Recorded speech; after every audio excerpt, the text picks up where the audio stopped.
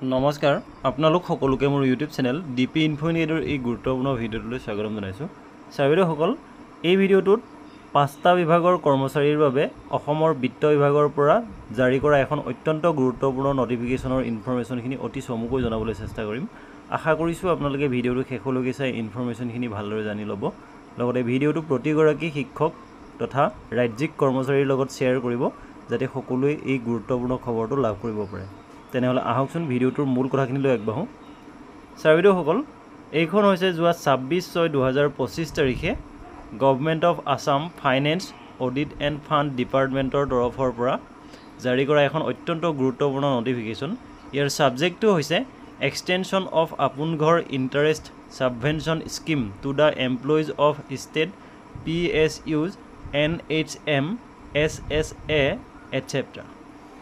ছাৰবিদেউসকল, কিছুদিনৰ পূৰ্বে অসম চৰকাৰৰ যি কেবিনেট, সেই কেবিনেটত এটা অত্যন্ত গুৰুত্বপূৰ্ণ সিদ্ধান্ত গ্ৰহণ কৰা হৈছিল আৰু সেই সিদ্ধান্তটো হৈছে যে অসমত চলি থকা NHM সমগ্ৰ শিক্ষা আদি আঁচনিৰ যিসকল কণ্ট্ৰেকচুৱেল কৰ্মচাৰী যাৰ 60 বছৰ বয়সলৈকে কাম কৰাৰ চুক্তি ইতিমধ্যে তেওঁলোকৰ স্বাক্ষৰ কৰা হৈছে, তেওঁলোকক অন্যান্য কৰ্মচাৰীসকলৰ দৰে আপোন ঘৰ আঁচনিৰ সুবিধা প্ৰদান কৰিব বুলি কোৱা হৈছিল আৰু সেই সম্পৰ্কে কালি অৰ্থাৎ 26/6/2025 তাৰিখে বিত্ত বিভাগৰ তৰফৰ পৰা এই গুৰুত্বপূৰ্ণ নটিফিকেশ্যনখন জাৰি কৰা হৈছে।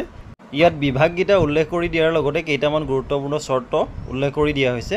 বিভাগকেইটা হৈছে নেশ্যনেল হেল্থ মিছন আছাম, সমগ্ৰ শিক্ষা Assam, Assam power generation corporation limited, Assam power distribution company limited, Assam electricity grid corporation limited. এইকেইটা হৈছে বিভাগকেইটা আৰু ইয়াৰ চৰ্তকেইটা হৈছে অসম চৰকাৰৰ অন্যান্য কৰ্মচাৰীসকলৰ দৰে এই কৰ্মচাৰীসকলে সৰ্বমুঠ 30 লাখ টকা আপোন ঘৰ আঁচনিৰ লাভ কৰিব আৰু ইয়াত 1% ইণ্টাৰেষ্ট ছাবভেনশ্যন আছে।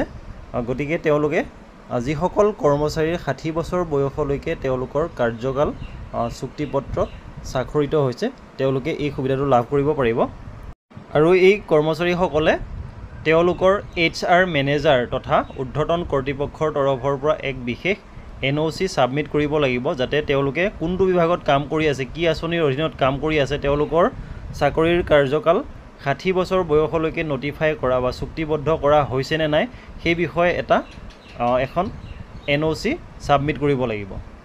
আৰু যদি কোনো কৰ্মচাৰীৰ ৰেজিগনেশ্যন বা টাৰ্মিনেশ্যনৰ দৰে পৰিস্থিতিৰ সৃষ্টি হয় তেনেহ'লে তেওঁলোকে তেওঁলোকৰ সেই ঋণৰ পৰিৱৰ্তে নিৰ্দিষ্ট বেংকৰ পৰা NOC গ্ৰহণ কৰিব লাগিব আৰু ছাবমিট কৰিব লাগিব যাতে পৰৱৰ্তী পৰ্যায়ত সেই ঋণৰ বোজা চৰকাৰৰ ব্যৱস্থাত প্ৰভাৱ নপৰে।